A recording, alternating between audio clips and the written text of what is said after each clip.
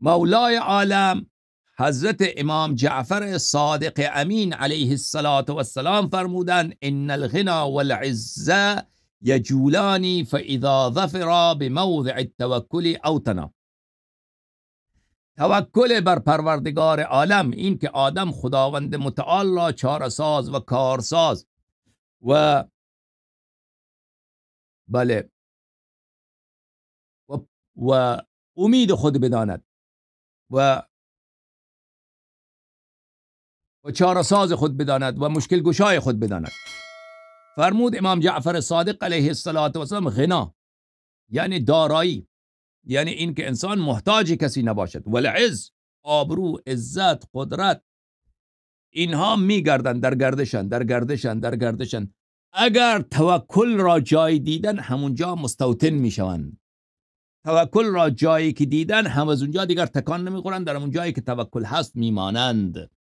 خب غنا و عز، سبحان الله، غنا و عز، دارایی و عزت و آبرو، اینها یجولان، اینها در گردشن. فاذا ظفرا بموضع التوکل اوطنا، پس هنگامی که اینا میرسن یک جایی که یک شخصی در دل او توکل، امیدش به خدایشه، امیدش به پروردگار عالمه، امیدش به تفضل حضرت حق تعالی، به برکت 5 تن پاک، به برکت 4 نور مقدس علیهم السلام، دیگر از اونجا تکان نمیخورن. اونجا این شخص هم غنی میشود و این شخص هم عزیز و آبرومند میشود.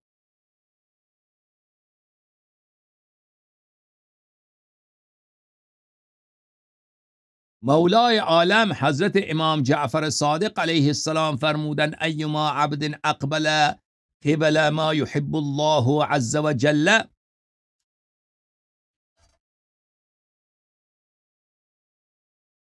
یک لحظه دوستان.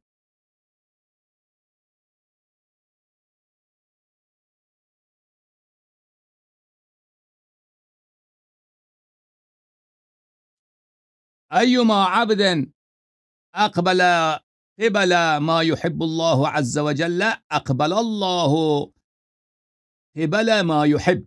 هر کسی که رو آورد به آنچه که مورد رضای خداست، هر کسی که عمل نماید، پیشه نماید و به آن سمت برود که آن سمت رضای خداوند متعال، خداوند متعال به همان طرف رو می کند که رضای این بنده اش است.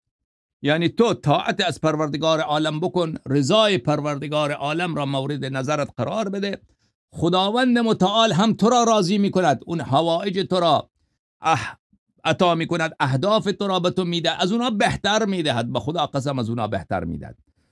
یک وقت شما یک چیزایی در زندگی هدفت هست عزیزان من، این بارها برای شما اتفاق افتاده شاید که میخواستی اونا را به دست بیاوری و دیدی که خداوند اون چیزی که اصلا به فکرت نمیرسید که از اون خیلی بهتر بود خدا به تو داد، پروردگار عالم به تو داد.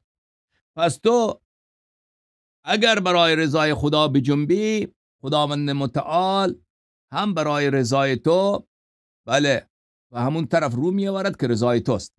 و من اعتصم بالله عصمه الله. هر کسی که به خدا پناه بیاورد از مشکلات روزگار، از فشارهای زندگی به خدا پناه ببرد، بگد خدایا این مشکلات من بنده تو ام، تو رب منی، تو پادشاهی، من یک غلام حقیر، یک بنده حقیر، پناه بده ای پادشاه. خدا او را پناه میداد. هر کسی که به خدا پناه ببرد خدا او را پناه میداد. و من اقبل الله قبله و عصمه لم یبالی لو سقطت السماء على الارض. هر کسی را که خدا پناه بدهد و هر کسی که خدا به او نظر لطف بکند، دیگر بله آسمان به زمین بخورد به او گزندی نمیرسد، آسمان ساقط بشود بر زمین به او گزندی نمیرسد. او کانت نازلة نزلت على اهل الارض فشملتهم بلیه. یا یک بلایی به اهل، یک مصیبت به اهل زمین برسد که همگی اهل زمین را فرا بگیرد، این شخص را که خدا پناه داده به او بلا گزندی نمیرسد. کان فی حزب الله بالتقوى من کل بلیه. این شخص در گرو رحمت الهی، این شخص در پناه عصمت الهی هست، این شخص در حزب الهی هست از هر بلا، چون این تقوا پیشه کرده، امیدش به خدای متعال. الیس الله عز وجل یقول، آیا خداوند متعال این را در قرآن کریم نمی فرماید ان المتقین فی مقام امین، متقین در یک جایگاه بسیار محفوظ و امن قرار دارند. اهل تقوا جای اونها محفوظه، در جای اونها محل امنه، در اونجا گزندی به اونها نمیرسد.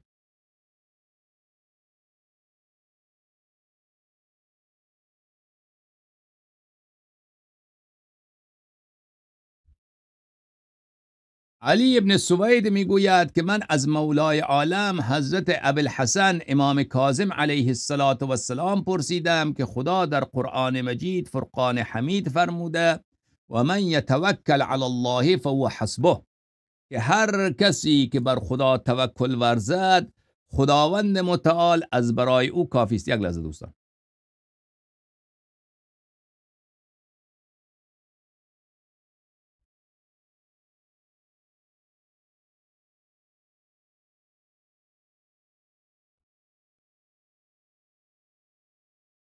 و من یتوکل علی الله فهو حسبه، هر کی خدا را چاره ساز خود بداند، هر کسی که خدا را پناه خود بداند، هر کسی که خدا را کارساز خود بداند، خداوند متعال برای او کارسازی میکند، خداوند متعال برای او چاره سازی میکند. من پرسیدم درباره این آیه برای من بفرمایید.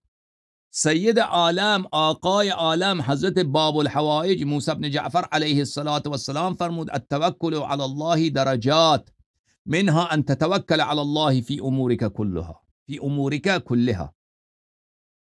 این که آدم خداوند متعال را چاره ساز خود بداند، این درجاتی دارد. از اون درجات یک درجه اش این است که تو خداوند متعال را در تمام امورت، در تمام کارهای چاره ساز بدانی. تحصیل اولادها چاره ساز خداوند، تو زحمتت را بکش، امیدت به کسی نباشد، امیدت به خدا. خداوند متعال انشاءالله من زحمتم را میکشم، اما خداوند متعال اولادم را صالح به بار بیاورد. در رزق و روزی میخوام مغازه خیاطی درست کنم، مغازه درست کردیم، باز کردیم، زحمتم را کشید، اما چاره ساز خدا، روزی رسان خدا، امیدم به پروردگار عالم.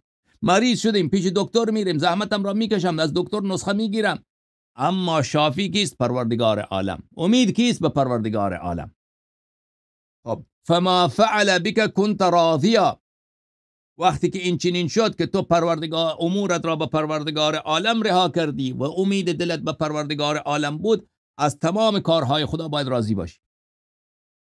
این را بدانی که اگر بر تو اگر یک سختی و شدتی در دنیا آمده، این به خیر توست، این برای به خوبی توست و این از جانب پروردگار عالمه و اون خداوند متعالی که تو را دوست دارد، اگر تو را در یک شدتی انداخته، در یک سختی انداخته، به خاطر اینه که این خیلی برای تو خوبه، باید اون را با شیرینی بچشی و اون را شکر خدا را به جا بیاوری. تعلم انه لا یعلوک خیرا و فضلا، باید بدانی که خداوند متعال بخیل نیست، بدخواه تو نیست. خداوند متعال از هیچ خوبی و از هیچ نیکی و از هیچ کار خیر نسبت به تو کوتاهی نمی کند. این را باید بدانی. نسبت به خدا گمان بد نداشته باش که خداوند متعال نستجیر بالله، تو که به خدا توکل کرده ای، او یک نیکی میتواند به تو برساند اما انجام نمیدهد.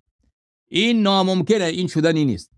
باید بدانی که خداوند متعال هیچ خیر و هیچ فضلی را از تو دریغ نمی دارد. و تعلم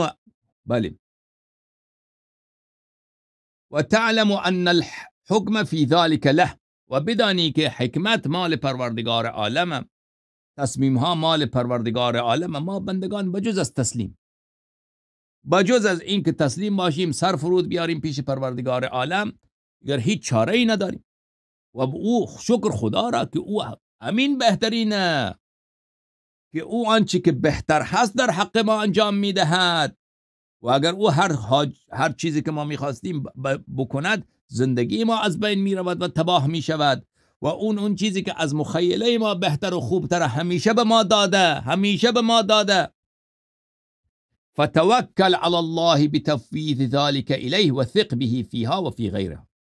پس با خدا پناه ببر، خدا را چاره ساز خود بدان و تمام امور زندگیت را به خداوند متعال رها بکن که او چاره ساز و امید دلت به او باشد و به او اطمینان داشته باش. به بندگان این بر اون بر، پسر خاله، پسر عمو پولدار هست، پسر عمو در فلان جا رئیس شرکت شده، در فلان جا وزیر شده، به اینا یا فلان وزیر را میشناسی، به اینها امید نبند که اینها تو را ناامید میکنند.